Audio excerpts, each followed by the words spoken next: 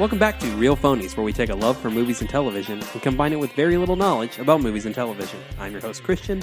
Join with me are my co-host, Joseph. Hello. Jehu. I got nothing. Yeah. Oh, man. That's your catchphrase. I forgot I was doing this thing till right when then I choked. Ian should be here shortly. He'll just walk in. I'm sure we'll make some sort of surprise announcement. This week was Comic-Con, so we're not really going to do a news episode. We're just going to talk about all the shit that happened in the last 7 days. It was a big Comic-Con. It was a big, and surprisingly so, with both Warner Brothers and Sony not doing anything. Well, it's funny because we just talked not that long ago about how E3 has kind of lost its power in the social media age.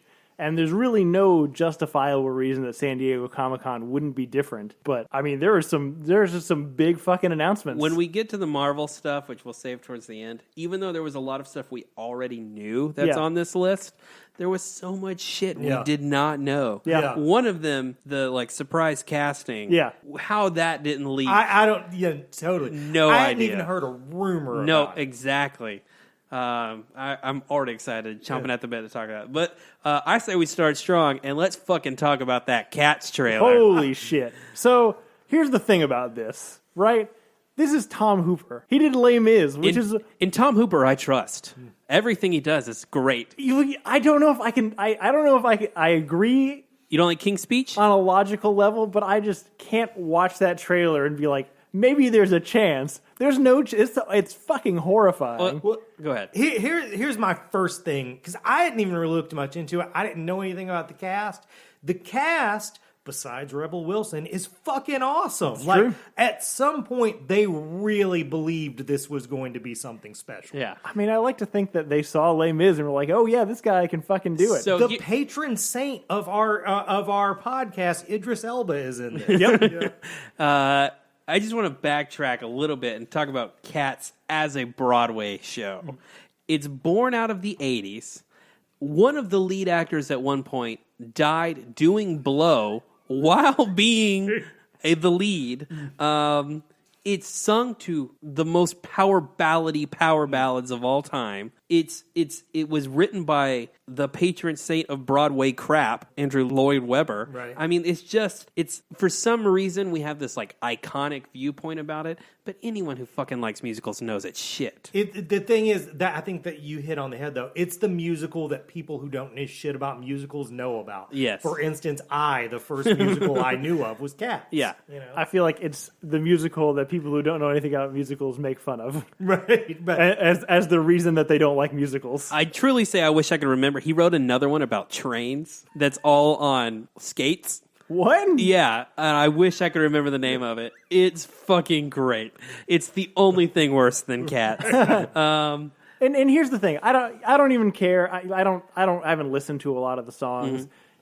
I don't think the issue here is even with the musical at all. I think it's with the horrifying choice of mixture CGI. That was the point I was getting to. One of the famous things is the costumes. Right. That's one of the things that makes it so infamous or even famous. I mean, Yeah, absolutely. There are people who love that. People love the outfits. Why? Who thought it would be a good idea to say, let's do an inspiration of that, but CGI it? And it's unbelievable. do you know what the CGI reminds me of?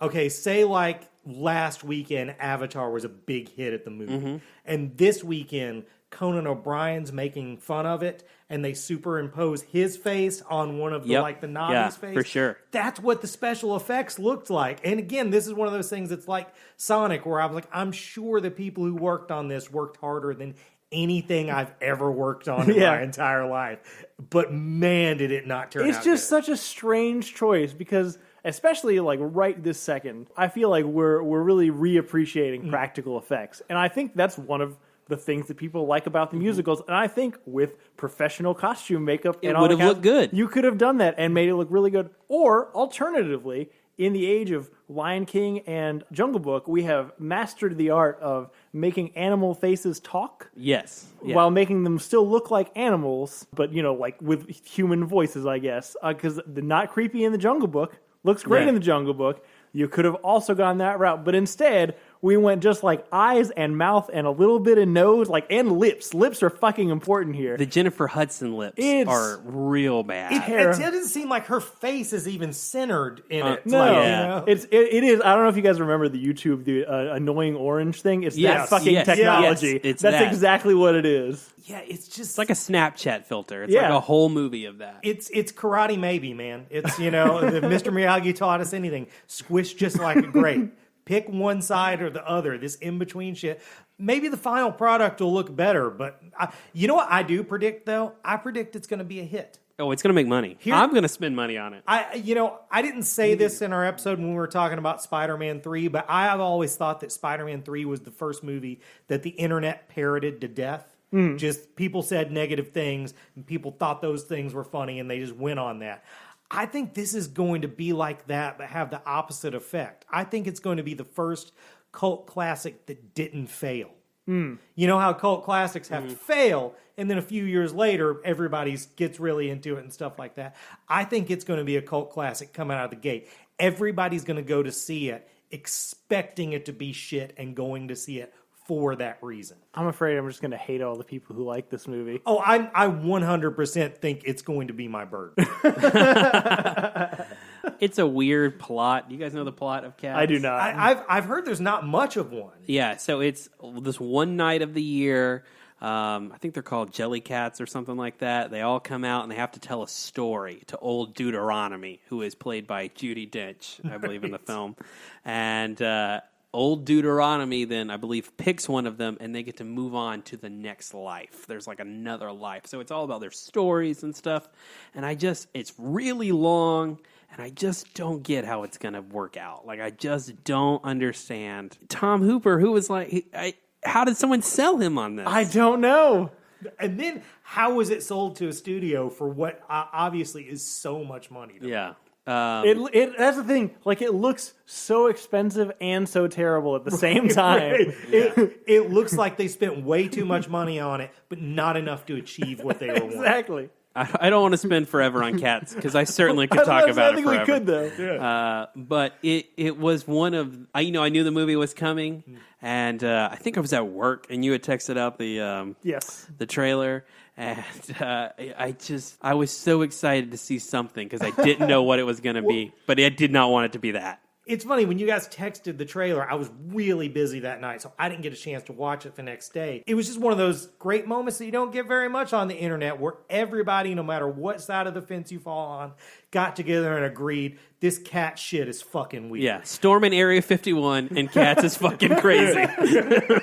So I had really decided, man, I'm going to try to give this a chance the next day. Yeah. Like when I got to watch it. Like, I'm not going to just pile on because everybody's piling on. But immediately I was like, what the fuck is this shit? All right, let's end on that note on Cats. There's a lot. Obviously, that's Comic-Con specific. I don't know that we really know anything else that's not Comic-Con specific. Right. So, as for organization, I like the way you did it here, Joseph. Let's just talk about general shit from different franchises and stuff like that, and we'll move DC and then Marvel. Yeah, for sure. We got to leave. Marvel, they came to party. They haven't really been in a couple of years, and they showed up. They wanted to make a statement.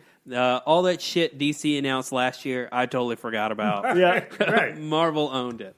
So I'm just going to start at the top here of things we listed out. We got The Witcher trailer starring Henry Cavill, Netflix adaptation of a book series and a video game series. Mm-hmm. I have not played nor read any of them. Nope. The trailer did not blow me away. Did not blow me away either. You know what the trailer looked exactly like? Something that was both trying to please people who would read the book and play the video game, and not really doing either.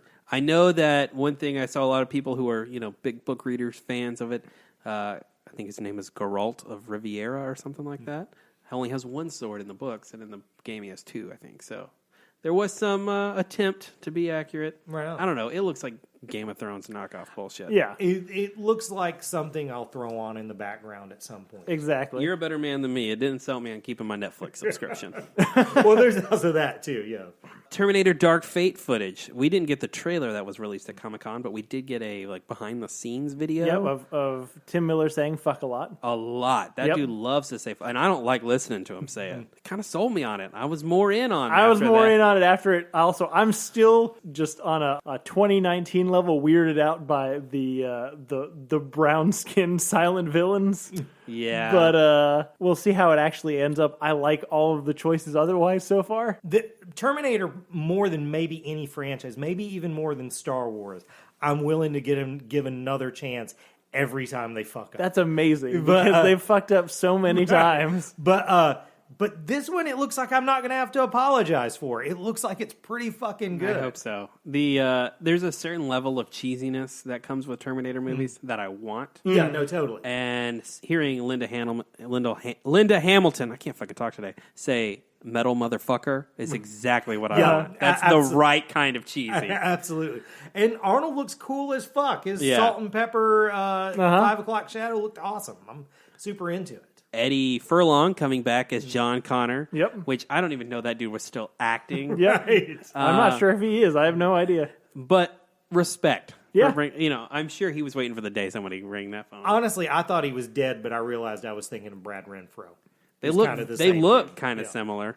So that's, again, all of these things get me excited for this movie when I really wasn't. Yeah, to Tim Miller's credit, I think the highway sequence in Deadpool is probably his magnum opus so far. Looks like they're trying to repeat it. And that's a phenomenal action scene. I really love that. If you give me even like 3/4 of that in this movie, I'll be pretty happy. Yeah. You and I both prefer Deadpool 1 to Deadpool 2. And because we're right. Probably because of Tim Miller. If you're looking at the strengths of the two, then the differences, I would say Tim Miller's it. Well, I definitely think he was like, if I did that highway sequence but gave it some stakes, that would probably be some tense shit. And that's what this looks like. Oh, you're probably right. Yeah, because we know Deadpool's not dying. Right. We know it's not going to matter because it's just a fucking joke in Deadpool. Yeah. That's a good point. I don't know. I'm excited for that movie. I just hate supporting anything that James Cameron's a part of. That's fair. Oh, that is actually important non-Comic-Con news that happened this week. Oh, that's a big one, yeah. Just Cameron got dethroned fucking finally. Yes. What? Oh, yeah, that's true, yeah. I'm glad that happened on Comic-Con weekend. It's awesome. In-game, the highest grossing movie of all time now. Awesome. Yeah, fuck James Cameron. Worldwide. Domestic is still Star Wars, I think. Probably. I don't think it beat it domestic. I'm sure you're right. But yeah, worldwide, Avatar has finally fucking been dethroned. That Star Wars domestic number is like 1.1 billion. It'll never be beat. It's not going to be touched for a long time. Yeah. You think about Disney bought Marvel for $4 billion. Yeah, I know. And they made it all back in 2 movies. Right. Insane. All right, moving on. The Picard trailer for the new Star Trek series on CBS All Access. Man, was I fucking on board for this. God, that's a good fucking trailer. It's funny. I did see my hopes dashed that it was going to be a show about an old man making space wine. I'm sad that's not going to happen. Not going to be the But thing. I like what we're getting. Dude, when Data popped up at the end, it blew my fucking mind. And, I never even considered that, like, 7 of 9 could be on this. But, that makes total fucking sense. Yeah. The girl is a Borg. The girl is... the best theory I've seen that I agree with is that maybe she's the daughter of Picard and the Borg Queen. Oh, yeah. And I really like that idea a lot. But, yeah, this... one of my... Maybe my favorite genre of movie is old men on their last hurrah.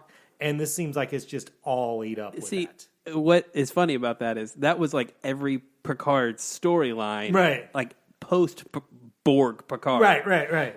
And certainly a plot of every Next Generation movie. Right. So it is funny we're kind of going back to that but it looks so good. And also, I'm even though I didn't particularly love this movie, I like that they're really leaning into that. No, Nemesis matters. The note that we ended on is important to this story. Especially all that stuff about Data. Yeah. And I think they reference it in something. They say something else about Nemesis, but yeah, for sure they leaned heavily into it. Nemesis is the only Star Trek movie prior to the reboots that I saw in theaters. Oh, right on. Yeah. Nemesis is the one with Tom Hardy, right? Yeah, Right. he plays young Picard. Let's bring Tom Hardy back into this universe. Fuck yeah. That'd be great. If we ever got like in the Abrams universe of a Next Generation cast, you absolutely bring back Tom Hardy to play Oh, that Jean-Luc would be Picard. dope. I think they did also mention that this movie is going to be in the. They said something was in the Chris Pine universe. Well, I don't know about this. I know that. Oh, I know what the other Nemesis thing was. They showed a little bit of the new animated show, Lower Decks. Right. And Lower Decks takes place immediately after Nemesis. All right on. On a different ship, and it's like Right. a comedy show. But I don't know anything about the Chris Pine universe. We might have to follow up on that because I don't know anything about Star Trek. Really? They also announced that they were going to do more shorts when they were going to bring back Pike, Spock, and Number One. And what they didn't show in the trailer was that Jonathan Frakes. Yeah, is Jonathan coming Frakes and Deanna Yeah, Troy. Deanna are both Troy, gonna be yeah. in it. It was just a really good trailer. It's a good as someone who again doesn't know anything about Star Trek. I was like, oh, this is pretty cool. It's I really think it would sell you on it if you had no interest in Star Trek. yeah, no, it's a good cut trailer, and for Star Trek people, it hits great beats. Right. The only negative is that it's on CBS All Access, but I'm gonna have to get it to watch this show. I could do without Discovery, but this is too good. Yeah. I've watched Next Generation at least 3 times all the way through. I'm going to start a rewatch now because of this. I wanted to Yeah. like immediately Yeah. afterwards. Snowpiercer.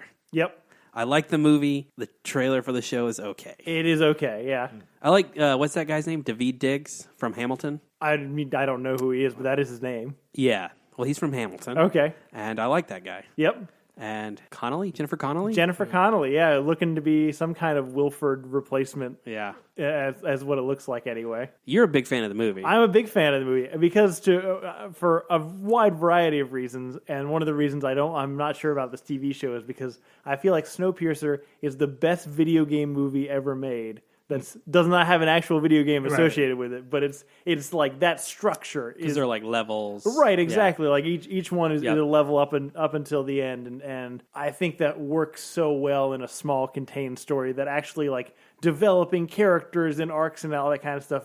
I don't know about. Yeah. Also, this train looks to be varying with just based on the trailer. True. That's true.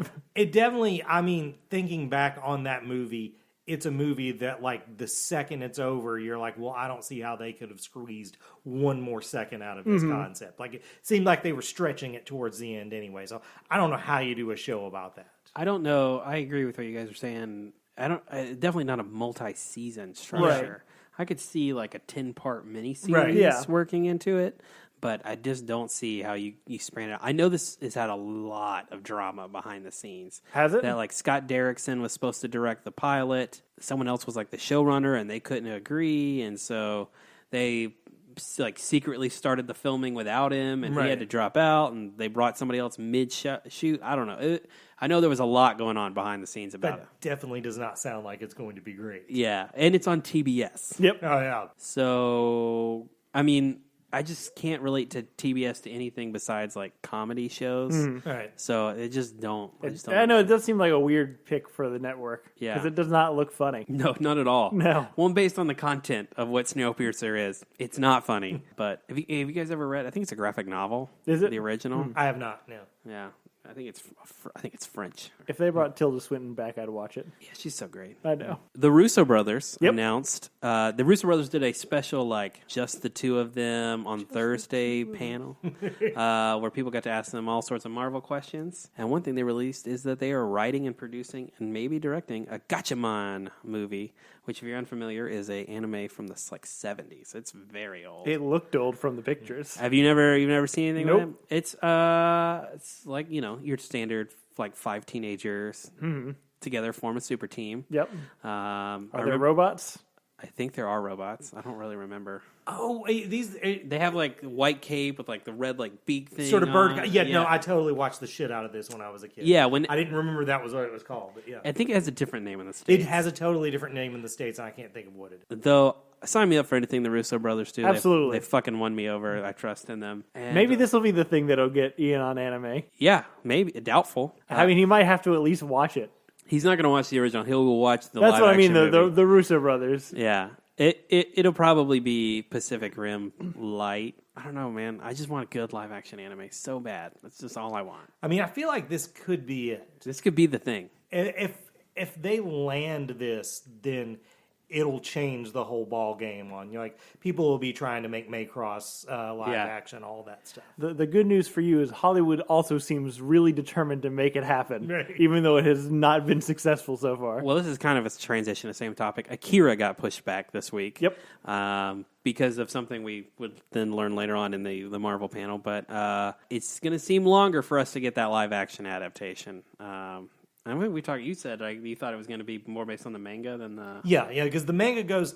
The anime stops at about the halfway point of the manga, which it stops at a part that's a reasonable ending for the thing, but there's a lot more of it. So I heard that Taika Waititi's still going to direct, and he wants to cast Asian leads, which is good, because I can't imagine a white dude named Tetsuya. Right. But, I going back to Gatchaman, the only thing I want is it to look like Speed Racer. I know you don't fucking like it, but... Speed Racer is the right style. No, totally. I don't want it to try to be grittier than it was, which it was really a gritty, anime. But I don't want it to be more than that. I want the colors to be bright and pop. Yep. I don't want it to exist in my world. I want to go to that world for sure. Joseph, I'm just not sure. It's just I haven't seen because for something like that, you're going to have to do big CGI set piece kind of things. And the best way to so far that we figured out how to make CGI look less CGI is to make it kind of dirty and make it look more normal. And that's one of my problems with Speed Racer is what the big color sets look so ridiculous that it breaks my suspension of disbelief.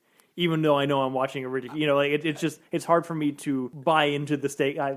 We're using stakes all the time, and I feel self-conscious about it because I know you don't like the word stakes. I feel like I brought it into the conversation, you made it shameful for me to say, but it's hard for me to get invested. And so my concern with making it big and bright and colorful is that's going to do the same thing for me, even if I like all the other stuff that's going on. I think with Speed Racer they recognize that. And they make it cartoony to embrace the fact that it doesn't look real. I do think in maybe Akira's sake, dark gritty plays into it because of the content that you're seeing. But something that's 5 teenagers wearing bird costumes in space. It's got to be ridiculous and all over the top. Yeah. Got your mind crossing off the list. That's a great description, by the way. 5 teenagers were wearing bird costumes. That's what it is. Yeah. There's going to be more Walking Dead, right? Is that what you wrote? Walking Dead? Isn't there like a movie? Something? Oh, shit. You're Rick Grimes. I could not care less about this.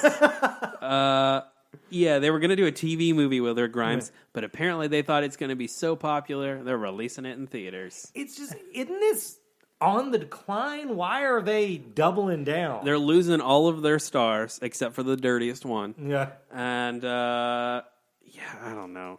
If people still watch this after 2 fucking years. Dumb shits really still love The Walking Dead. The thing is with this show, when it was fun, wasn't really because it was good. It was fun because everybody was watching it.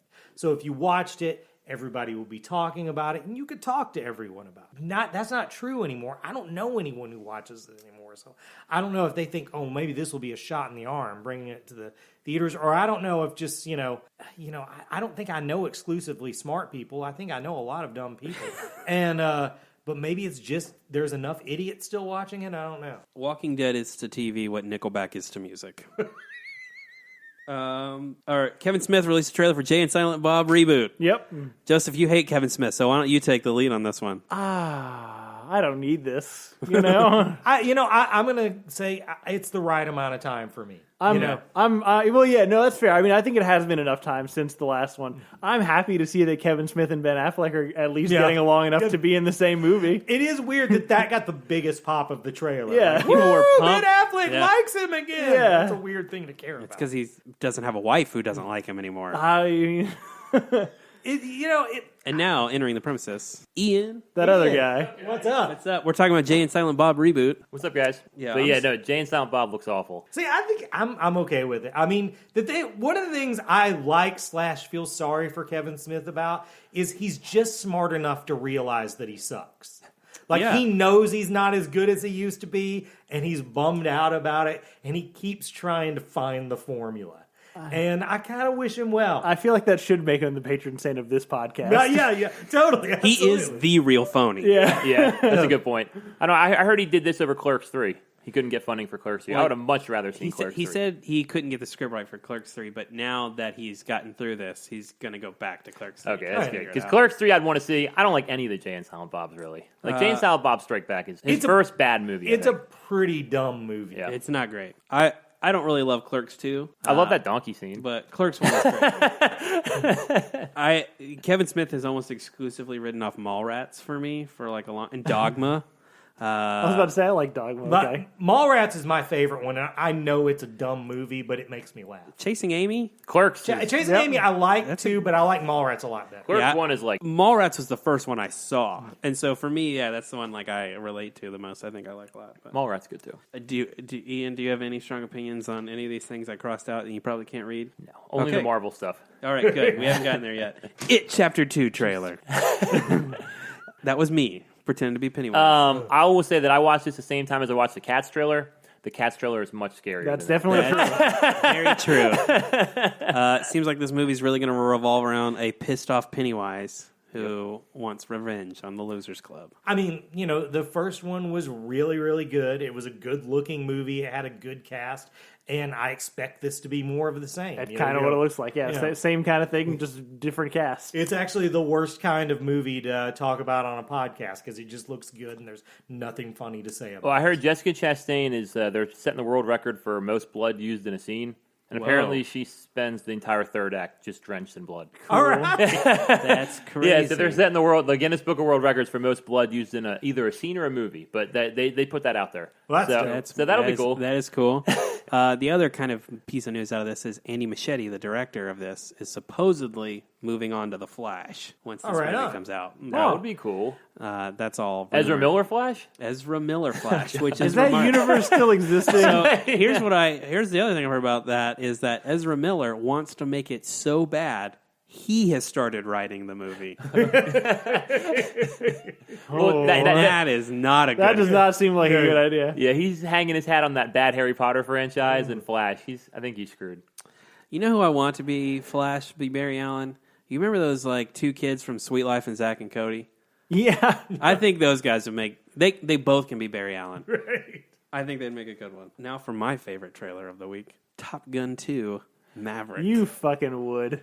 God, that's a good trailer. It's a really good trailer. That movie looks dope as fuck. Oh, man. I can't believe I'm going to be the dissenter of this. Was it good or was it just familiar? It was... Man. I don't care. Nostalgia. Actually, good's the wrong word. Was it cool? Yes. Because here's the thing. Movies don't have to be cool to be good. Jurassic Park is cool. Schindler's List is not. They're both good. But Top Gun is exclusively cool. If you separate its parts, it's kind of a dumb, shitty movie. It's got kind of a schlocky pop soundtrack. It's just a really... Dude, don't hate on Danger Zone. No, I'm completely... Okay, I'm more hitting on Take My Breath Away. Yeah. That's what came to mind when you said it. But, it's kind of a dumb love story, really, mostly. But it all comes together with those Tony Scott visuals, and it's just fucking cool. You can't explain why it's cool. It's just fucking cool.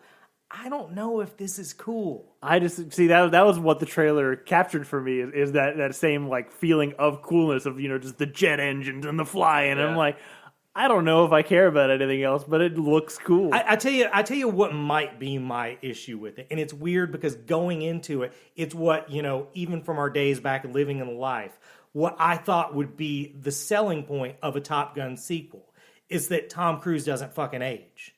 He looks maybe 8 years older than he did in Top Gun. If you sit this in like 1992, it would have been fine. But he's playing the premise, which I like the premise, is that 30 years has passed and the world has passed him by.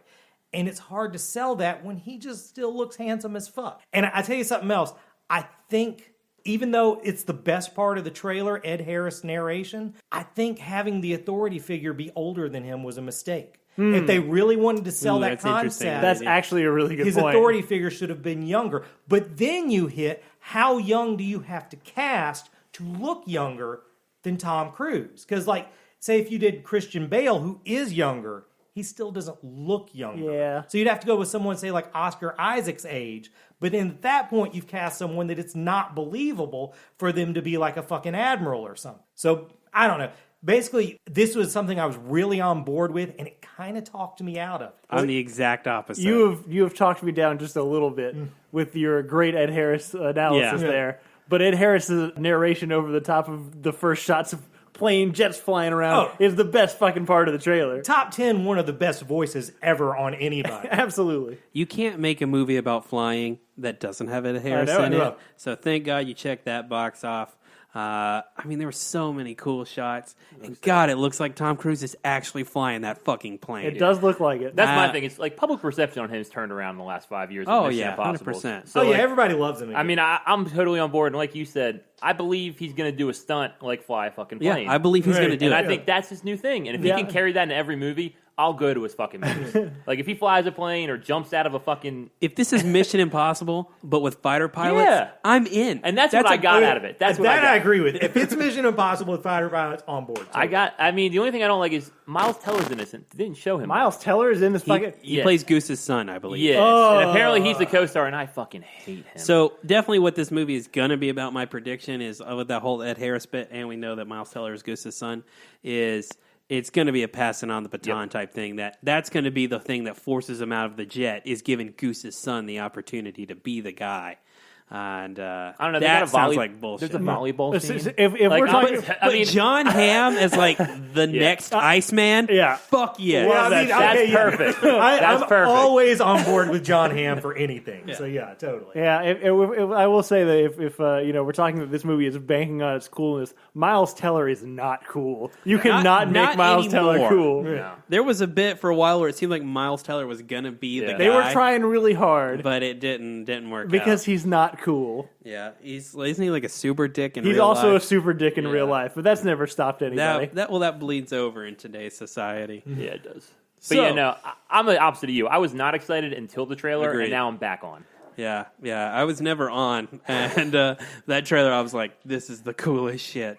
So let's get into actual comic shit of Comic-Con, because we've talked a lot about shit that's not comics, but yet somehow still related. We're going to move into DC news. There wasn't a lot of it, because they really sat out this year. Because they don't have a fucking clue what they're doing. They don't have an idea. It's weird, because you have Wonder Woman coming out in less than a year. I think they're waiting for Wonder Woman to decide where they're going with this shit. I'm surprised not Birds of Prey. Harley, is that Harley Quinn? Yeah, and but the Emancipation. Yeah, that because that's February. I think that's like 6 months out. I mean, that doesn't mean they've started filming it. I mean, these people are on the, True. It'll be like a month before. Oh, maybe we should do something with this. I believe the movie's done. No, it is. It is. Yeah. Oh, correct. Oh, yeah. I've seen then that's really not a good sign. She's got her costume. I've seen it. It's like a whole new Harley Quinn costume. I heard that they test screened it for an audience, and he got really like a great test audience score. Then they did it for execs, and they blasted it. I heard this. I don't believe in those anymore, because I always remember them saying that on the Batman vs Superman early screening, it got like a 5-minute standing ovation. Yeah, right. So like I now know that that's all bullshit. Right. They're just appeasing the director. That's why they're standing and clapping. Probably. If I got invited to an early screening movie, I would. Right.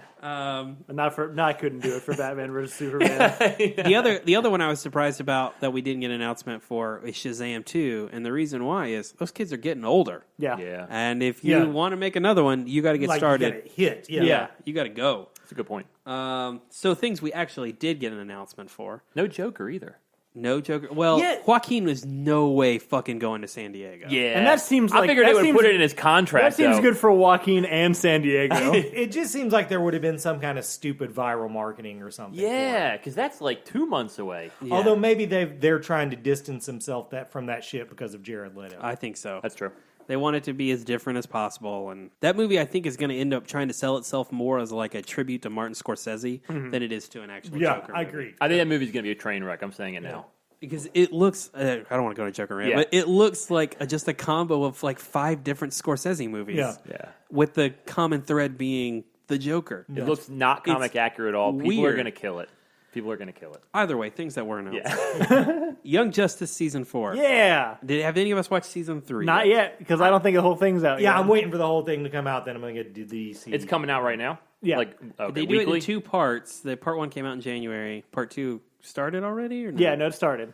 Okay. It started in June. Yeah, I mean, I want to watch it, but I'll probably bootleg that shit. I'm only getting Is it going to be on HBO Max? I don't know, but I'm only getting a free trial once because I'm not buying this fucking service, which is my concern about season 4. Is that's assuming that the DC streaming service is going to make it that fucking long, and I don't know that I believe Doom it will. Patrol season 2 is going to be on HBO Max. Correct. So the writing on the wall is that this is all going to go to HBO Max, and the streaming service is going away. I think so. I mean, I'd be more game for that. Yeah, me too. Definitely. They didn't announce that with this, but they did with Doom Patrol, which made me kind of nervous. Yeah. And I know Titans premieres. They announced the Titans premiere date, and it's like in 2 months, maybe. I don't know. I didn't write it down because I didn't give a shit. I read an article saying that it sounds like that the streaming service is going, and they're going to fold it into like your HBO subscription. Yeah. Well, HBO Max is supposed to include the stuff from the DC streaming.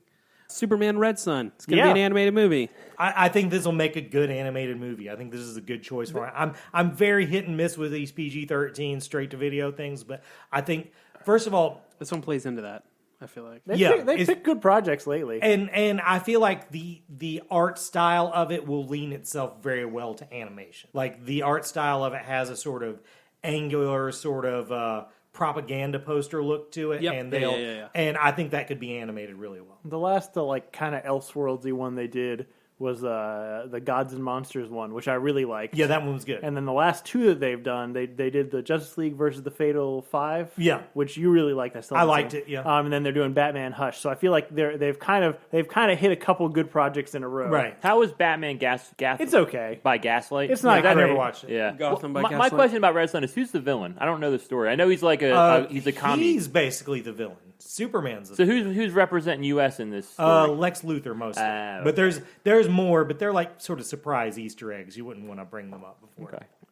I like the idea of doing Elseworld properties Yeah. in animated form. I didn't watch the Batman Ninja Turtles, but that sounded fun. Oh yeah, so for those of you who have never heard of Superman Red Sun, the premise is Superman, instead of landing in Kansas, lands in Soviet Russia and is raised by Soviet ideals instead of the good old American way. So Brightburn. Basically. But with a brain. Yeah, because I don't think he becomes evil. He just becomes like the embodiment of the Soviet, ideals. He becomes a fascist, but he at all times thinks he's doing the right thing. Right. And like I said, it just has a really cool look. His Soviet costume Is with great. the Yeah. hammer and sickle in the Superman logo is really fucking good. So yeah. It's a cool premise. Yeah. Yeah. Brandon Routh. Gonna get to play Superman again. Good for him. On The guy whose only talent is looking like Christopher Reeve.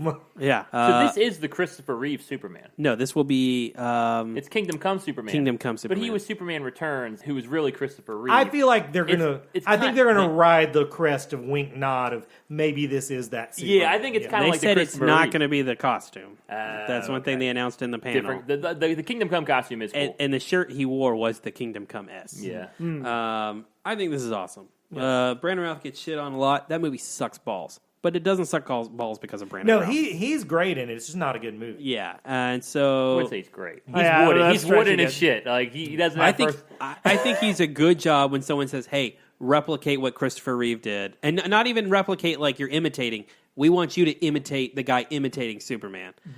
The scene where he rescues the plane is still the best Superman's been on screen ever. Yeah. There are bits in Superman Returns. I think Kevin Spacey is fucking hilarious as Lex Luthor. I think you could have done Brandon Routh Superman. That would have been good.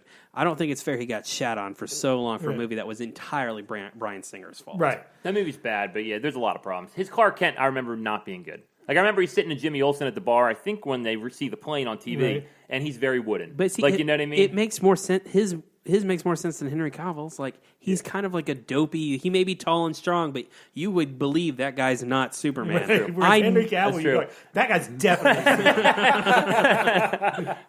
But he's never been able to recover from it. Yeah. So I think it's fun that CW's trying to. Isn't he already in the Arrowverse as like the Atom? Yeah, he's the Atom. So we're just forgetting But that? his Atom is more like Iron Man than the Atom. Okay. Yeah. They've had characters play multiple characters before. John Wesley Shipp is Barry Allen's dad, but then from another universe is Jay Garrick. So the Golden Age Flash. So it's not unprecedented. I haven't watched these shows in a long time, but I'm totally going to watch the Crisis Classic crossover. It sounds like it'll be really fun. Yeah. They're going to do Anti-Monitor and all sorts of stuff. I don't know. I've never watched any of these. They seem cheap. I'm saying worse than Transformers. Oh, I'm not All going to of it. argue that they're not worse than Transformers. Agreed. There were Just sometimes they're fun to look at. I hope it's good. This rumor is this will be the end of Arrow. That the series finale will be in the crossover shit. Again, it's got Brandon Routh Superman. I don't know. It's got some shit I'm looking forward to. I probably won't watch anything leading up to it, but I might watch those episodes. Harley Quinn animated trailer. I didn't watch it. Oh, okay. Kaylee Cuoco or whatever her name is. So did you guys see? You shouldn't have, but did you see the Harley Quinn animated movie? No. It's Batman and Harley Quinn? Yes. Yeah, it's not good. Fucking terrible. It was a real bummer. A fucking atrocious. Because it was the first time they tried to do a return to the Timverse, and it didn't work at all. And it does not know where it wants to be tonally. Right. Like it wants to be kind of in the Timiverse, but then it also wants to curse and do like fart jokes. Right, yeah, totally. And Is Kevin Conroy in it? I think he is. I believe he is. Yeah. Yeah, no, it's a real shame. I've it's a big honestly, waste. I've blocked a lot Well, of it it's out. also got what's her name from The Big Bang Theory? Kaylee Cuckoo. No. The other one. I like that he jumped in with authority on Yeah, that. Kaylee The other one, her Cuckoo. name is like Melissa Roach or something. She plays Yeah. Bernadette. Yeah. She's doing just like what she thinks is the Harley Quinn accent, but is somehow like way worse. Right. It's terrible. But anyway, it looks like Tara Strong, is that the original Harley Quinn? Does anyone know? No, I think her name was Harleen Sorquel or something of that nature. The original? Yeah, I the know original. Tara- I know she was from Days of Our Lives. I know That's Tara what- Strong is Harley Quinn, like the main Harley Quinn. Yeah. But anyway, I feel like this show is kind of that extension where it's an animated show, but they want to like they've said they want to like lean kind of towards the R, and so there's like blood and gore and cursing. And What's the premise? It's just I don't know. It's about Harley Quinn hanging out with Gotham? villains, being crazy and See, shit. I feel like they heard about this Deadpool show a few Yeah. years ago, and they're like, what can we do to rip that off? And then someone would stop the Deadpool show and was like, this is not a good It's idea. just like what? Who is the audience for this? It's like. People who shot at Hot I Tub. mean, that's the thing is that's they're it. totally not. That's it, and no one else though. Like who else would be? I don't There's a know. lot of those people, though. I don't think there's enough to sustain a show. I mean, top 5 comic book stories of all time is Harley Quinn's origin, and I won't be watching this, so it didn't do a good job of selling it to me. Yeah, I'm not going to watch it. I didn't even watch the trailer. So, the last piece of non-Marvel news I want to talk about, Watchmen trailer. Yep. On board. Yeah. I was not on board before this. I am on board now. Man, this trailer looked really fucking good, and it really had that like Watchmen dread It feel. felt to it. like Watchmen. Yeah, yeah, Like, it felt like a natural sequel to the book, which Yeah. I was shocked about. right. Looks good. Jeremy Irons looks fucking dope. He's so Yeah. great as fucking Ozymandias. Yeah, he man. looks perfect. I really thought they would stray away from the more super aspects of it, but they're going right for it. It looks like it, yeah. It seemed like, definitely from what we've seen up to this point, Dr. Manhattan wasn't going to be a big presence, but he is like the central plot point of Right, that trailer. right. Yes. So that it was a little surprising. Who are there any other Watchmen still alive from the original Well, movie? Like Night who, Owl, who else right? could we Still still be. see? I mean, Night Owl and Still Spectre were still alive at the end of Yeah, the so film. we'll the definitely Night Owl- run into Silk Spectre. yeah. I bet. Go ahead. The Night Owl ship was Archie, I think. Yes. is in the trailer. So there's Okay. some Night Owl. it Being may not flown be, by Don Johnson, right? Did I see that right? I'm not sure. It was a lot of quick cuts. It looked like to me that Don Johnson was the one in Archie. I mean, it would be great if Don Johnson was just Night Owl? Night Owl as an old guy. That would be awesome. Not at all what I would expect, Yeah. but actually pretty fun. Yeah, no, I was definitely It in looks that trailer. It looks really good. Yeah, it. Not enough to get me back on HBO, but It is an interesting premise. It looks like it's there's like a people's revolt. Presumptively based on the Rorschach journals. The government police response was to all like also put on masks, so like everybody has masks on all the time. Like the bad guys and the good guys, Yeah. and then there's going to be a plot point of what's the difference between a good guy in a mask and a bad guy in a mask. I don't fucking know either. Right. I liked the justification for why the police had masks. Yeah, yeah. Like them being targeted and stuff like that. That made sense, especially because we didn't know. We had just seen a lot of pictures and stuff, and I didn't get why. But we're all assuming Ozymandias is still the villain of this. Yeah. Regina Well, King, right? Yeah, Regina King looks like Yeah. the lead. You could tell from one of the newspapers he's presumed dead, at least at some point in the Right. thing, and he's clearly not. Right. So I hope he still has dope ass like genetic crafted cats. yeah, me too. I don't know if they have money for that. They probably don't. But If they gave me dragons, they can give me fucking purple tiger cat. They couldn't give you Ghost for like 3 seasons. Okay, that's a really good point. But yeah, I mean, if you can do a show that looks like this, maybe DC should just pivot to television. For sure. 100 and not CW television. Not CW television, like television that's not embarrassing. Yeah. Speaking of things that are not embarrassing, Marvel fucking prod it. They did. That was my best attempt at a transition. No, that was a good segue. Your text messages updating on us all got me so stoked. Agreed, yeah. Because I wasn't following it, and you just kept telling me cooler and cooler information. No one said they couldn't follow it, but for some reason I had felt like you guys couldn't, and I was just sitting there holding Archer like, okay. And I was like, I should probably be putting this shit on Facebook or Twitter. No, I'm going to text the group instead. I left my phone alone with Sarah, and she was like, did somebody die? Who was blowing up your phone? And when I looked and I saw like 39 things, I was like, oh, the Marvel shit must have broke. So the big thing was we got Phase 4 announced. Yep. Phase 4 will take place over 2 years, involving 5 movies and 5 TV shows. No Avengers was one of the big things. First major thing we got, fucking Eternals casting. This fucking awesome cast. Yeah. Selma Hayek. Yep. Kumail Nanjiani, Richard Madden, Angelina Jolie, Brian Tyree Henry. Where is Yeah. he from? What is he from? Fucking Atlanta. He's Okay. He's in he's everything busy now. these days. Yeah. And then some other person, I can't pronounce their name. Yeah, there are a couple people I'm forgetting, I'm sure. Isn't Millie Bobby Brown in that? Right. The rumor was Millie Bobby Brown was going to be in it, but They I don't didn't think announce she her, right? is Yeah. because I think she Yeah, I was going think to play play Sprite. If she was going to be anybody, she was going to be Sprite. Okay. Which, I mean, would have been cool because in comics at some point, Sprite turns heel. Like she becomes, I don't think it's any in the original comics, but later on down the line.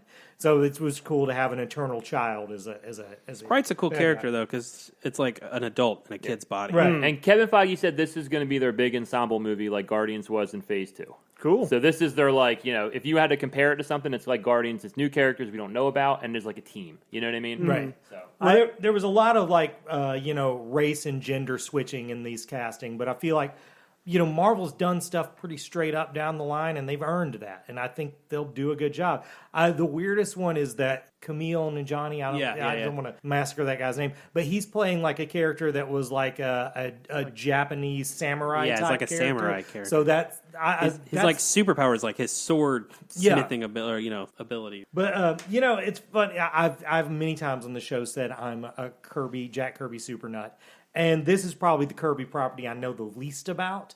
But I'm super excited that a completely Jack Kirby created movie is coming to the screen, and I've heard this referred to by a lot of people who have read the whole thing as his most fully realized concept. It's the story that he got to tell from beginning to end the best. So. But yeah, the casting on this all looks really good. do you know their powers if we ran through the people? Their powers are, they're basically like gods. Icarus is basically Superman, right? He's got Right. laser That's eyes Richard and Madden, shit. right? Yeah. Richard Madden's like Superman. Like Which would be a great cast of Superman Yeah. in general. Yeah. when these would came be on the pretty good. scene in the 70s, it was just after Jack Kirby came back from DC after doing New Gods, and it was sort of like a cross between the Inhumans and the New Gods, but at first it was not set in the Marvel universe.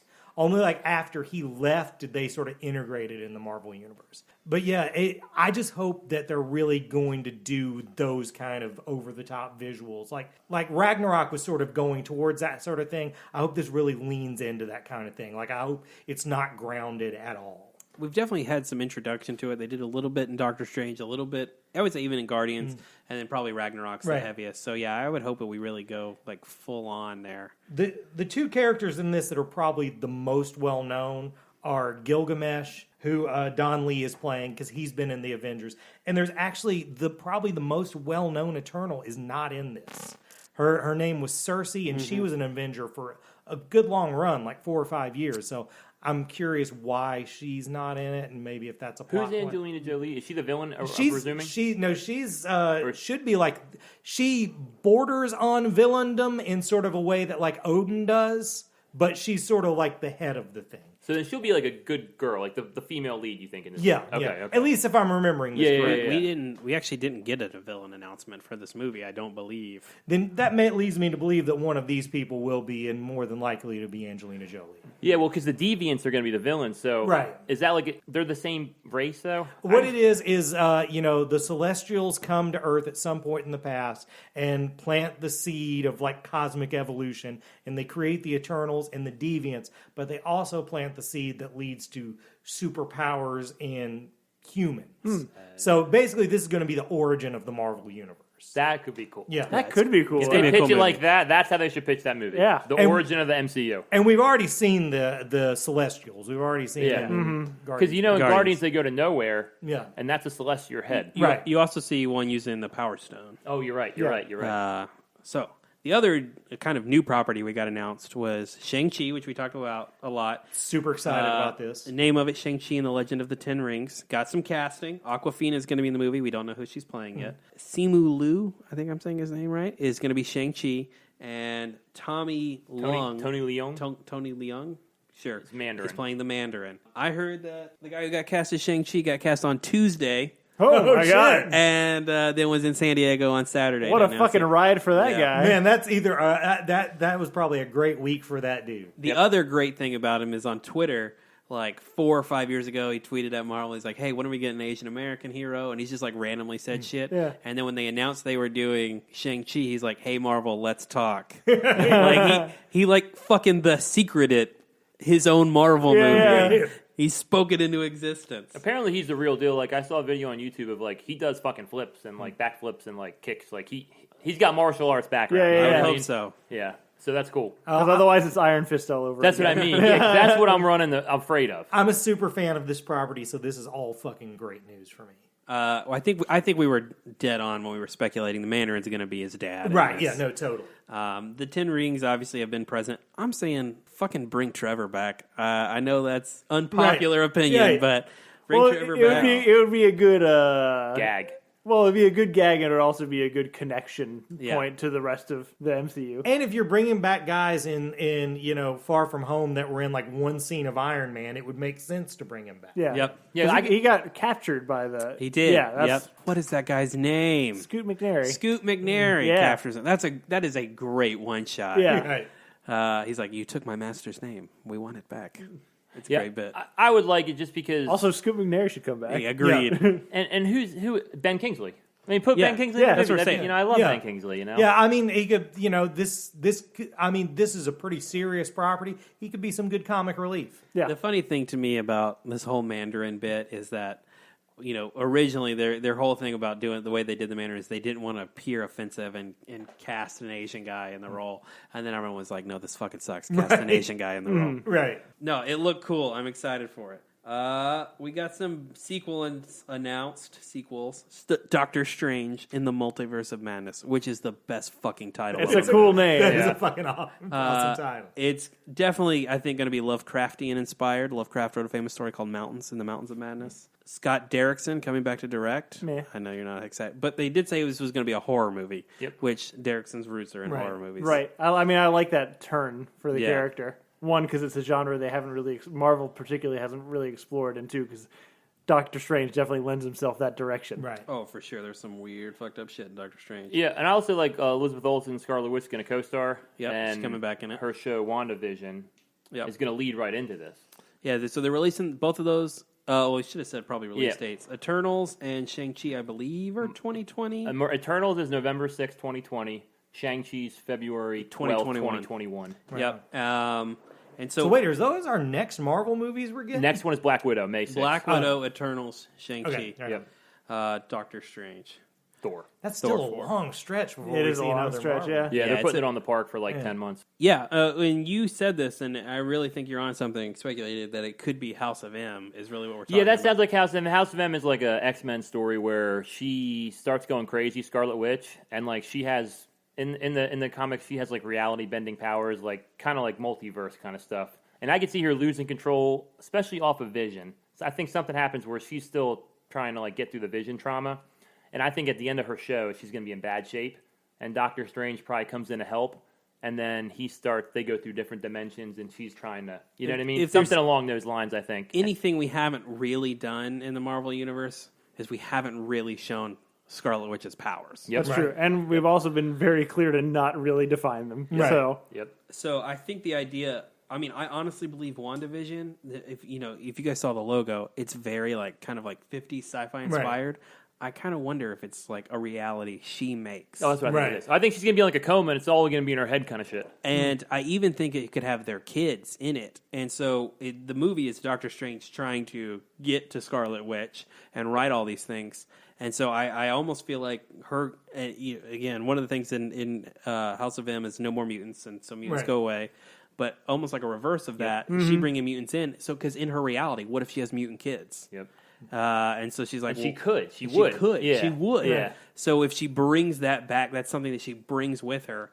Now we have mutants in the Marvel universe. I think that's the easiest way to... It makes more sense than the whole snap. That's what I mean. Yeah. I think that's the easiest way to bring mutants in. People would buy it if you set it up that way. Right. I mean, that kind of... You just go ahead and go into WandaVision.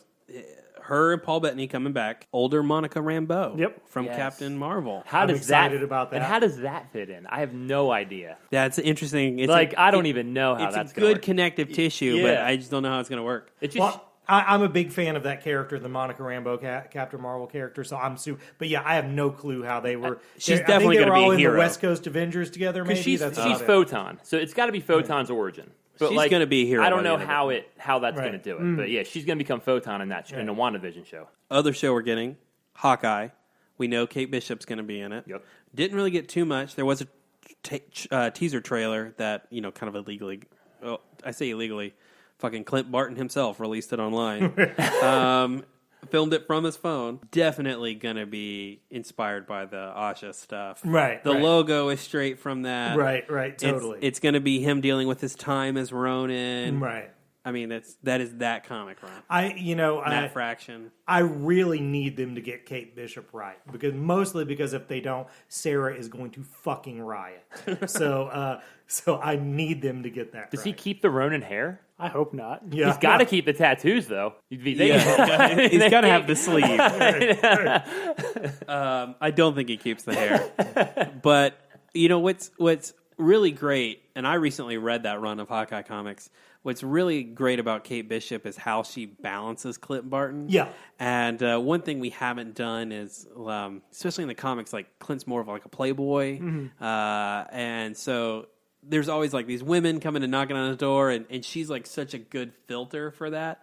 We're not going to get it in the show, and that kind of makes me sad. Yeah, the minute they showed that Hawkeye was married, that was my first thing. Is like we'll never be able to do the Fraction Aja run right. So there's so much of like his ex-wife, and his current girlfriend. I won't spoil who those people are because they are all people you know. Right. But, you're just not going to get to see it. Yeah, I mean, a big part of that run is that basically he's kind of terrible with women. So he's awful. You can't really do that. Do you guys think Kate Bishop's going to be his daughter? Because they've hinted at that a lot. I don't think so. Especially in Endgame. I hope not. I don't think so. I would guess it would be. They may recast it, but I think they play it as his daughter.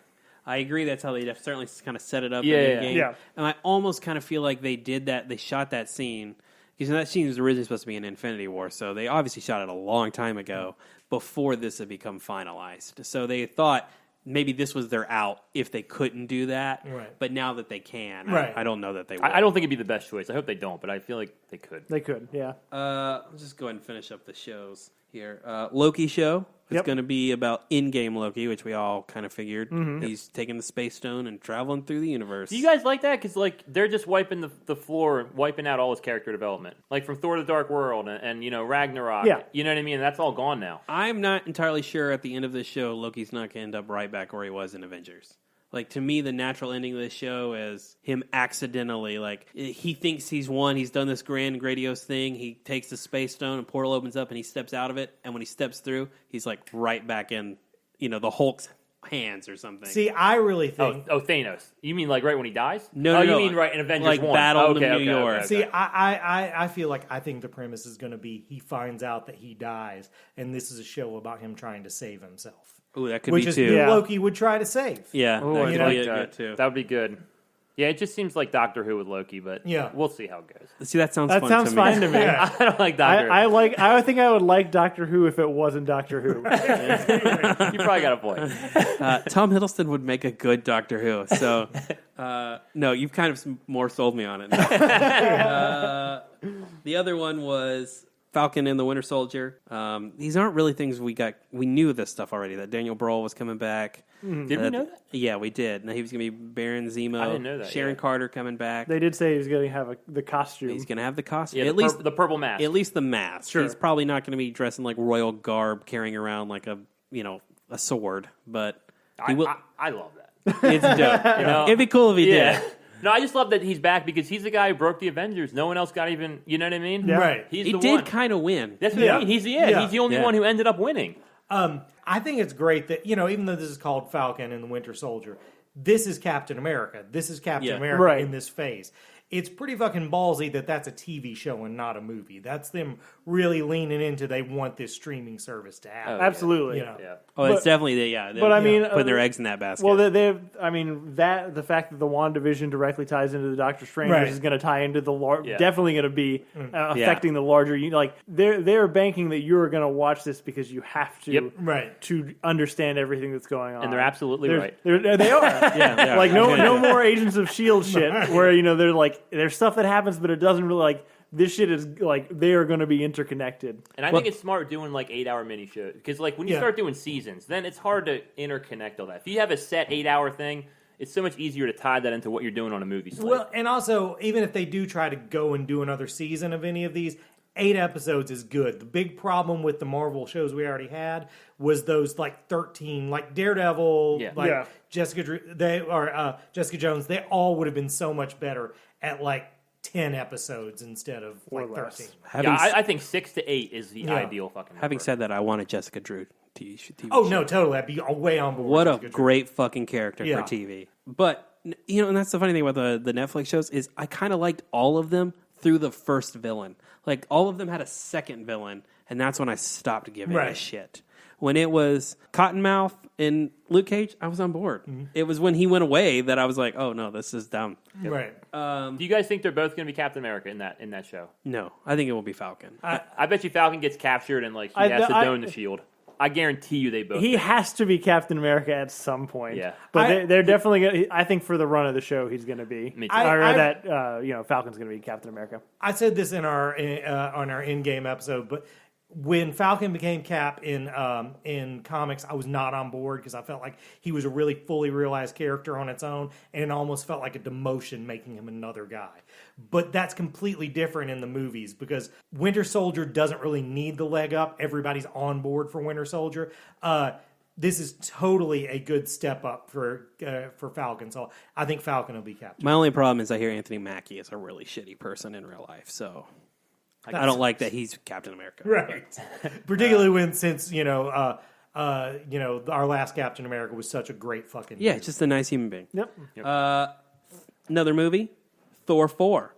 That's my favorite announcement. Yeah, That's a good one. Yeah. Mine too. That Love that and Thunder. That logo, man. Yeah, logo is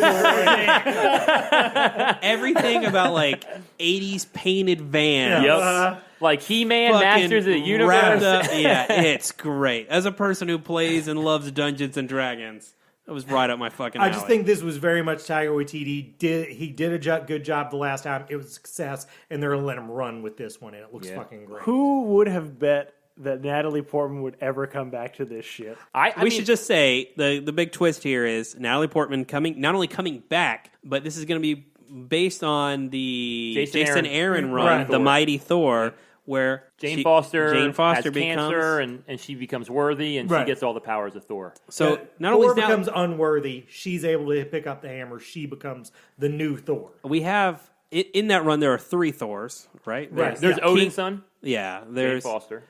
and then there's Thor. Yeah. And so There's actually a few more in it, but those are Yeah. the main ones. I definitely feel like the arc you've gotten for Thor over the last 3 movies sets this up really well. So it's kind of dumb no one thought this was going to be Thor 4. Right. I think we all knew because Natalie Portman really, really, really hated doing the last Thor movie. Yeah. But you know what? I bet she saw how fucking fun the third one was, and like, okay, if that's what it's going to be, I you can. well, give me I that think one. she saw all the money that they probably offered that her. too. Well, the other thing is in Thor 2, like, she gets sick and she's on a table.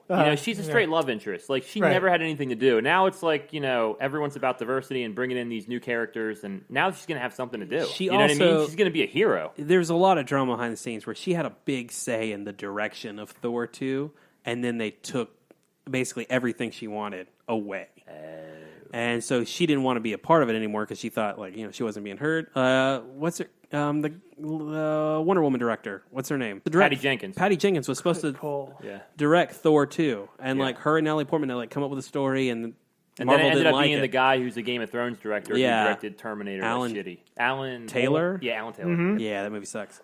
My one worry is that You think they do God Killer? what? The God Killer? Oh, that would be if they did the God Butcher. That'd be. I think that's what great. they are going to do. I think a big selling point of the Jane Foster Thor is the look. The design is really cool, and I'm worried with Natalie Portman being a big marquee star, she won't want that much of her face covered up, and I'm worried they'll fuck up the costume. I mean, historically, so far the Marvel Universe has shied away from covering the faces of their stars. But you're right, Yeah. the costume is fucking dope. The thing with Captain Marvel, her fucking mohawk costume Right. was Yeah, so no. cool, and they never did it really. Like they did it They not did it enough. a They did a little little bit, bit, but there wasn't enough of that. They I did just it hope way it's more. at least an option that she has like Yeah. a visor. She'll that do it a goes little on. bit, Yeah. but I feel like she should do it the whole movie. Well, I mean, as a whole, one of my biggest letdown of the Marvel Universe is not doing the fucking Asgardian helmets. Like, Yeah. Loki's got a badass helmet. Right, this is I don't true. care what Tom Hiddleston says. You fucking wear it in every movie. Hey.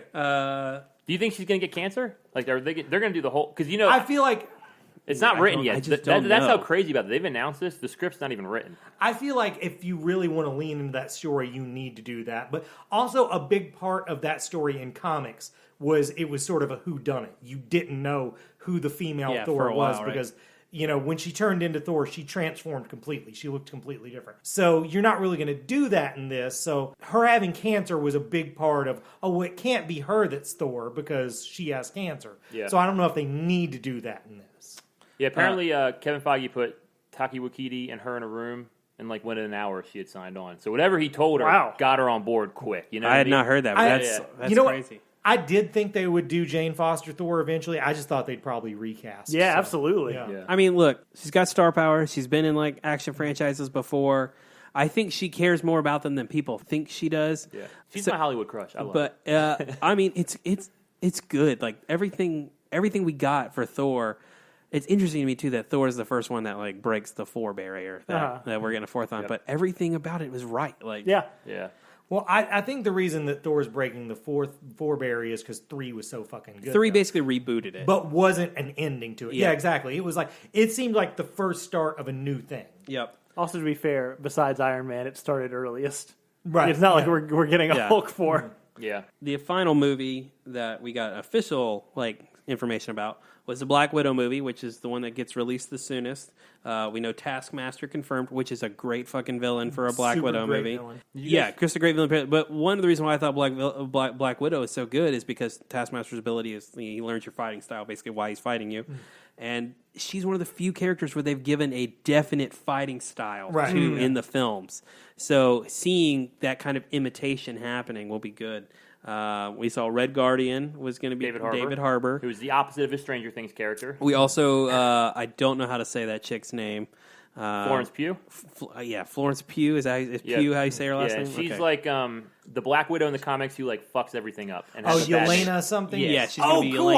I didn't hear that part. That's great that they're doing Yeah. that. That was a fun... It definitely sets up who I think is going to be Black Widow in the future. Yeah. And did you hear Rachel Weisz is supposedly Taskmaster? Really? That's what everyone's saying. The She was rumor is playing that- coy with it. If she's Yeah. the Taskmaster, I I'm just hope they do the outfit And for a lady. She's the villain, and they gave her a name, but the rumor is everybody thinks it's If Rachel Taskmaster. Weisz is Taskmaster, I'm fucking in on this. Yeah, movie. like the Skeletor hat and everything. Yes, And absolutely. in the photo they released, she's got a Captain America shield, so she's going to be Right. copying his shit. And apparently she's got Hawkeye's bow.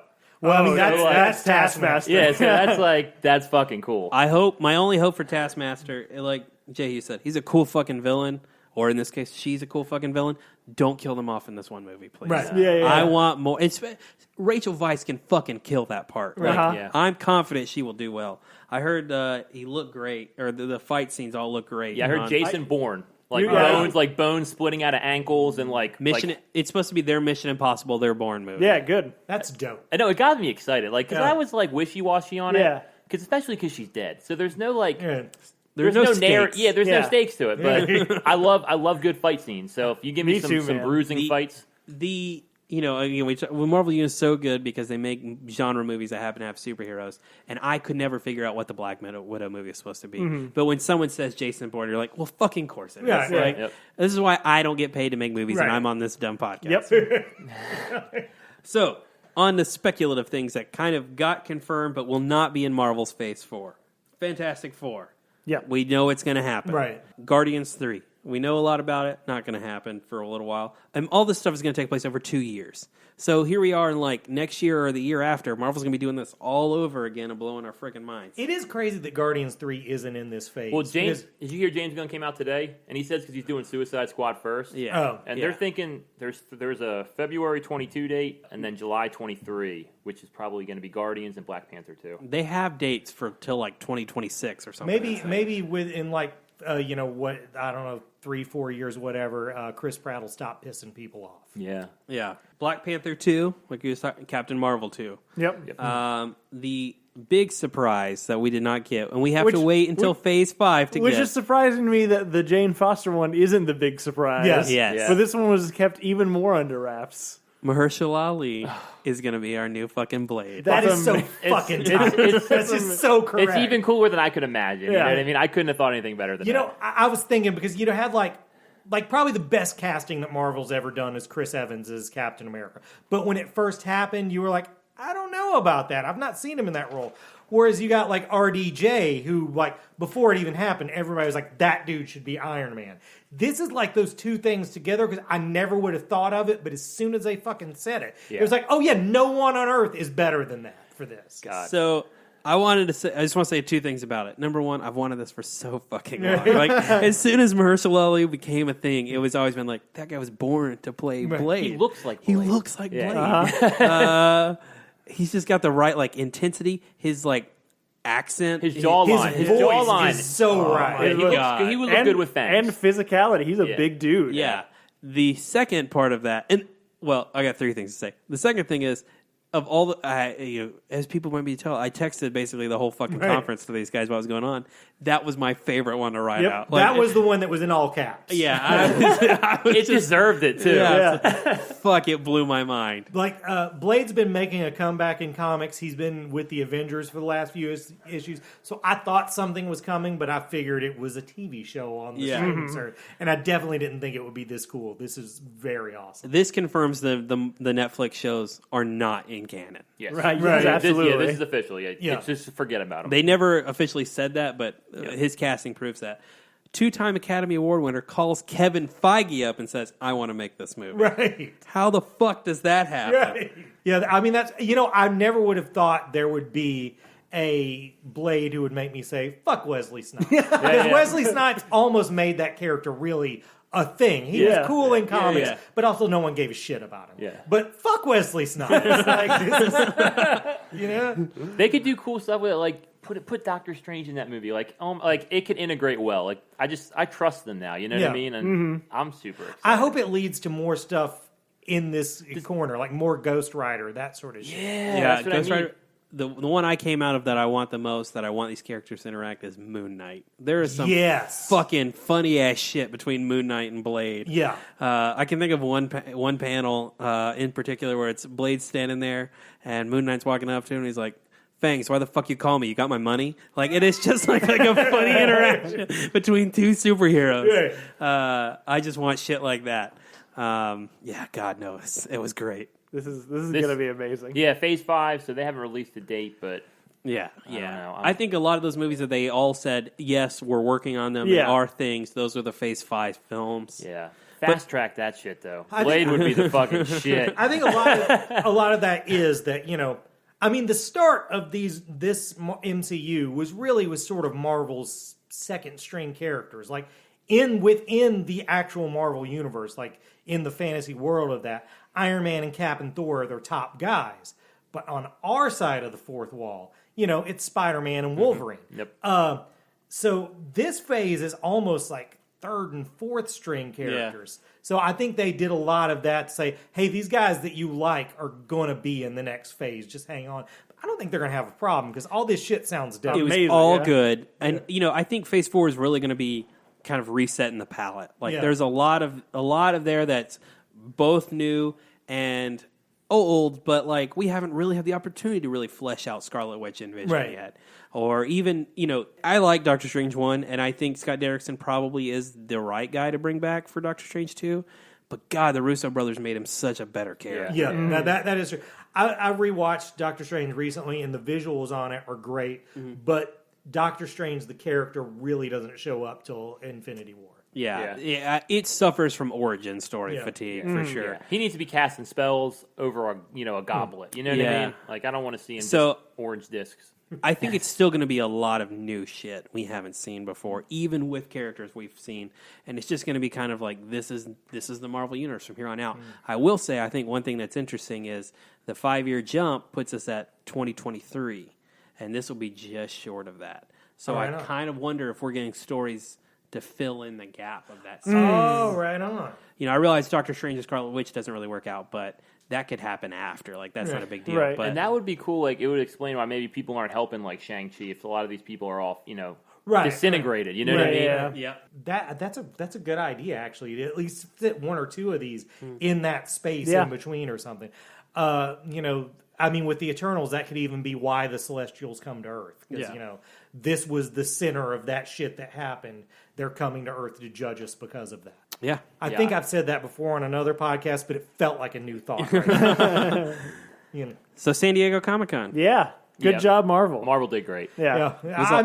I liked a lot of the news from it. I was sad that there was almost no actual comic book news at San Diego Comic-Con. I'm trying to think of the only thing I heard. X-Men. Kylo Ren comic. Yeah. Knights of Ren backstory. And they're relaunching X-Men heavy, so they've got to be. They're trying to make it. They announced last year they were relaunching. That's the thing. I already knew about that because those comics are coming out this Wednesday. It was more of a promo than an announcement. New Adam Strange comic? I don't remember. Maybe really? Yeah, by Tom King. Oh, well, that's what you do these days. Yeah, you get Tom King to do it.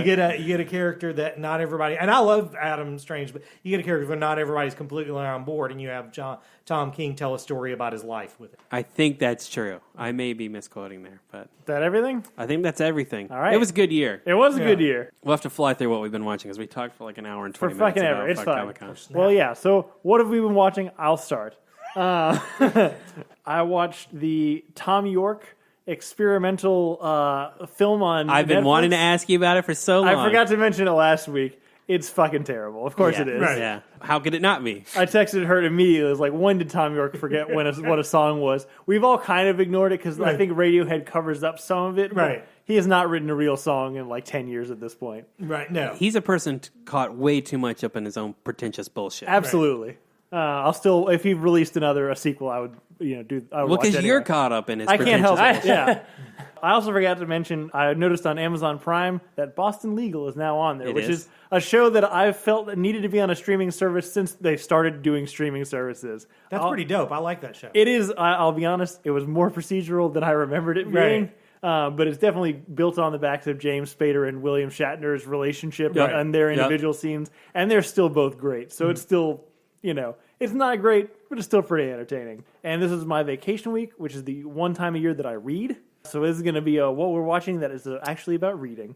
I finished East of Eden by John Steinbeck, which is really great. Throwing it back. Yeah, I think John Steinbeck gets a bad rap for Grapes of Wrath, which I think a lot of people don't like. But East of Eden is a really easy read. It's like a retelling of the Cain and Abel story, but kind of in a modern context. Of course, it's in fucking California because it's John Steinbeck. But it kind of makes me want him because it explores all the nuances of that story in 600 fucking pages in 2 generations. But I wish he had done like that kind of thing for a bunch of other biblical stories because it made it so much more like interesting and accessible to me.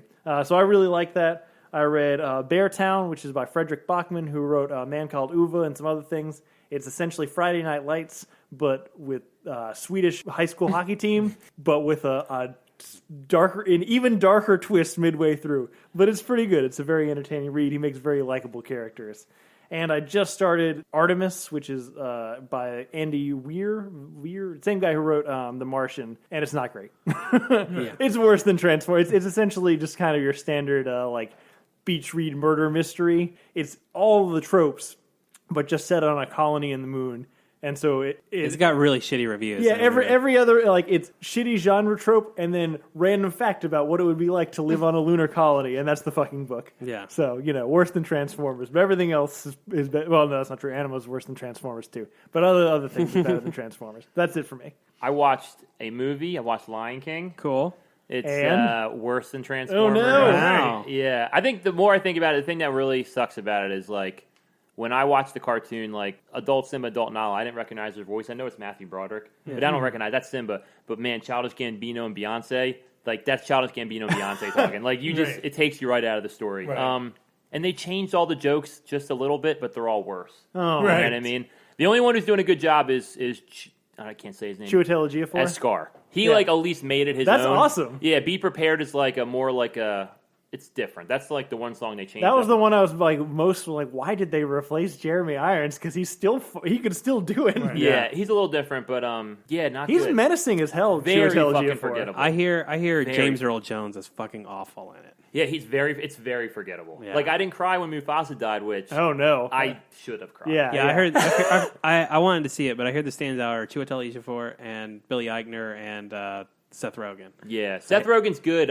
It's just he's not as cute as the brown Pumbaa from the cartoon. Well, real warhogs aren't cute. I know, I didn't like that as much. And also, young Simba's a prick, man. Like he's just like he's more. I don't know. When I mean, young Simba's a prick in the original movie. Yeah, but there's one line like in the cartoon where he's like, "Hey, Scar, when I'm a king, what'll that make you?" And Scar's like a monkey's uncle. And the new one, they change it. They're like, "Scar, when I'm king, I'm gonna have to tell you what to do." And Scar just kind of walks away. Like it makes him seem like more like a prick. Yeah, you know okay, what I mean? that's fair. I mean, at that point, it's like, well, I hope I'd Scar kill you does too. kill this Yeah, guy. that's what I mean. So what sucks about James Earl Jones is his voice just not there? I think that I think you can tell he's reading off a cue card. He doesn't have the emotion. I don't think they animated it maybe as well. Well, I know when he did that little return on Star Wars Rebels as Darth Vader, it was good, but you could tell his voice wasn't what it used to be. Yeah. So I would skip it, honestly. I don't think it's worth it. And then I've been playing a game, Marvel Ultimate Alliance 3 on Nintendo Switch. Came out yesterday. How's that? It's fucking the best game ever. All right. It's like 36 characters, like every superhero you can think of, and you play 4 of them, and it's like beat 'em up, and you're trying to get the Infinity Stones, and it's like an individual story. There's like characters I don't even know about. Have you ever heard of an Elsa Bloodstone? Yes, totally. She's Elsa like a Bloodstone. monster hunter. Man, I'm interrupting just a second. Yeah. Everybody here should read Next Wave. Warren Ellis and Stuart Eminem's Next Wave. She's a character in that. One of the most fun comics you'll ever find. It's only like 12 issues. Yeah, she seems cool. She's like Van Helsing, but a female. But yeah, it's that's completely exactly what she is. it's completely original. You're going for the Infinity Stones, and it's got Miles Morales, Spider-Gwen. I mean, Venom. I mean, fucking everybody, and they all have like 4 special powers, and it's villains, Magneto, like every single fucking person. The last time I played video games, Marvel Ultimate Alliance was a big deal for me, so maybe this is where I'll come back in. I'm halfway through. Ultron had the Mind Stone. I beat him up. That seems like it would be impossible. to do. Dormammu had the Reality Stones. You had to go in the Dark Dimension and beat his ass. And then all the Spider-Man villains had the Time Stone. So Green Goblin was like the final one. But yeah, it's very highly recommended. I'm obsessed. Right on. So, Yeah. that's it. I finally finished The Office this week after like good a for you. long stretch. It was interesting. Some things happened like in a different order than I remembered it, and Right. characters like for example, the Aaron-Andy relationship. I really remembered like Andy chasing Aaron, and that's really not how it went down. Most of the show is better than Transformers. The James Spader season, way worse than Transformers. And I think it ends strong. I think season 9's good. The finale is one of the best finales on TV. I've been known to just put it on and watch it myself. My wife really liked it. She really enjoyed it. I rewatched Shazam. Right. And that is definitely better than Transformers. One thing I think I noticed this time is for a concept that is very childish in nature, which is a 14-year-old becomes a superhero, they do a really good job of balancing that with like a little mix of horror and like even some kind of like heavy drama, like the stuff between Billy and his mom, and the whole concept of like a foster home and what a foster kid goes through, and even then they also do some more adult comedy and not going like too hard in any one of those directions. Kind of helps bring it all up, whereas like again, Batman versus Superman goes too hard the other way. Where if you just do a little bit of that, it helps age it up a little bit. It's probably one of my favorite films of 2019 so far. I kind of feel about it the way I felt about A Quiet Place last year, which is I really like it, and I like it for things I didn't know I was going to like it about. Like when going into it, I didn't know I was going to enjoy really the direction and kind of the plot of the movie. But it's a solid effort. I also read a little bit this week. I finished the Thrawn trilogy by Timothy Zahn. Finally, I put off that 3rd book for a long time, but in strong. I can't really if you're a Star Wars fan, I really can't recommend it enough. And the more I read it, I've said it before, fucking Last Jedi takes so much from it. Luke is fucking Sabaoth, or however you say his name, the Dark Jedi guy in that book, so hard. Right. I really liked it. It's very good. But that's it. Yeah. I read a few new comics that were pretty cool that came out this week. I've pimped Black Hammer a lot on this show. There was a Black Hammer versus the Justice League crossover.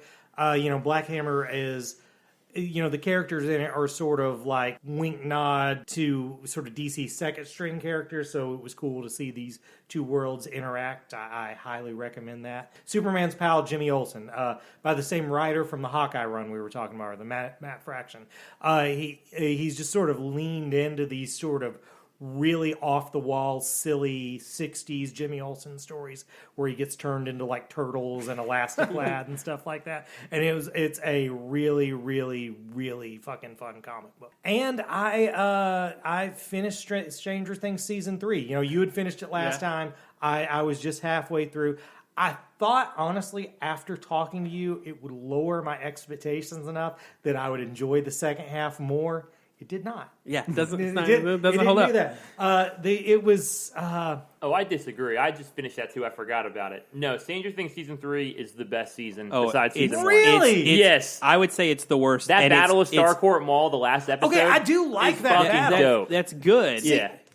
I Robin, like the last I love episode. Uma Thurman's daughter. Yeah, Her and Steve are just That's fucking... whose daughter she is, right? Yeah, Uma Thurman's daughter is just great. Man, here's the thing. I'm not usually someone that logic flaws and stupid characters take me out of a story. All I care about at the end of it is, at the end of it, did I enjoy it and have a good time?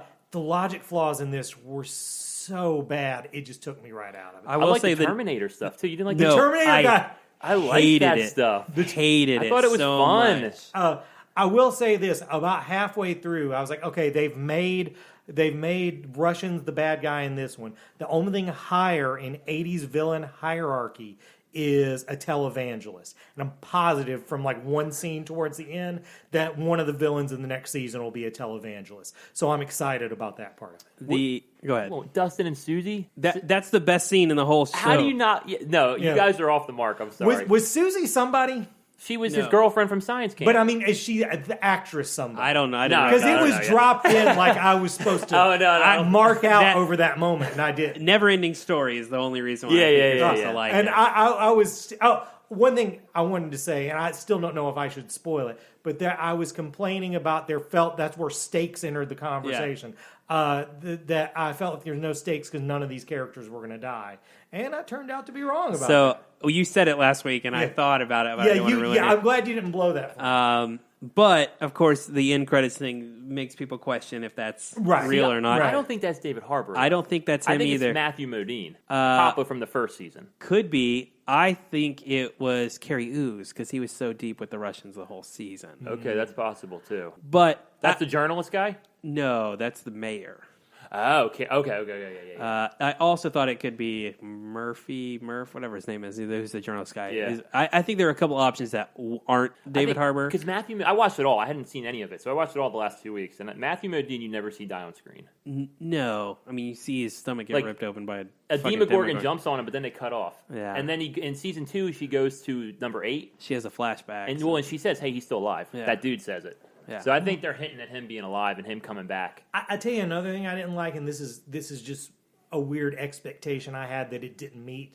When Billy turns to save them, I wanted that to be like a Silver Surfer moment. I wanted him to still have access to his power and use it against the thing. And having it be that he just turned it against it and then just immediately got fucking killed was kind of lame. Yeah. I'm also sick of 11 being the solution to everything. I agree. Well, I think next season they took that off the board. They depowered her. But that's just leading up to the big very killer end, moment when she gets the power. You know who's dislikable in that is Max. Oh, I think Max is way more likable in season 3 than she is in season 2. Well, I'm saying in general, they write her as unlikable. The most unlikable character in that is fucking Mike. Mike's unlikable too. Right. In season 3, he's a jerk off. Mike is awful. But you can see he's a teenage kid who just wants to make out with his girlfriend. It's annoying. And he's also, and this is a bad thing to say about a child, but he is off-putting.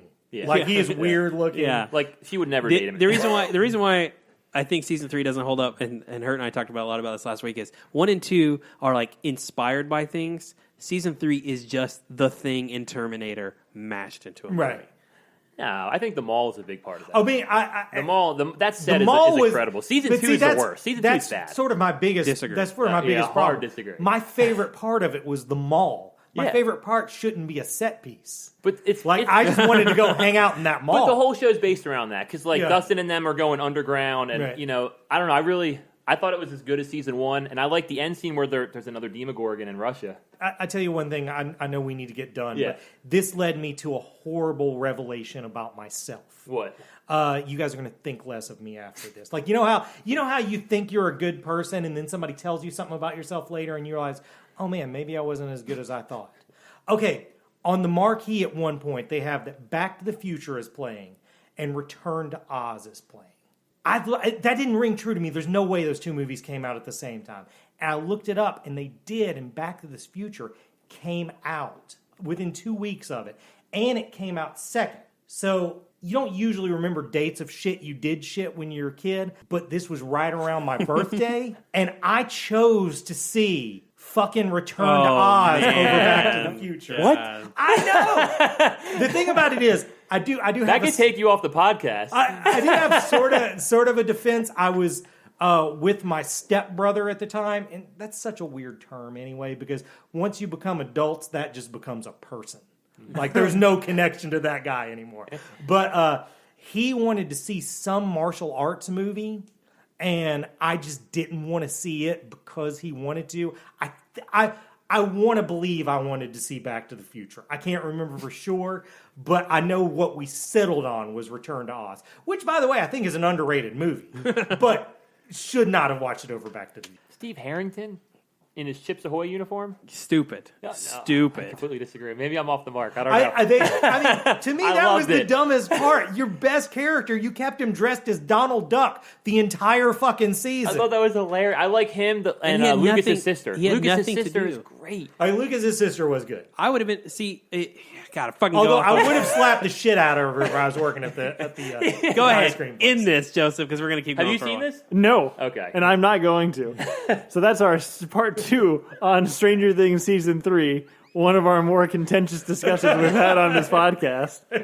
But I think that's going to be it for San Diego Comic-Con. I think next week is Quentin Tarantino, Once Upon a believe Time in that's Hollywood. correct. Yep. Sweet. Yeah, I can't imagine we would do literally anything else because we have to see this movie. You have to see this movie, even I though you will have a do very my small best. child. It doesn't matter. It's going to be so long. Yeah, it's very hard to live. It's like 3 hours. I just I saw the I'm run sure time. Ugh. you'll enjoy fine. it. You'll be After fine. Hateful You'll be Eight, fine. I'm over these long Tarantino movies.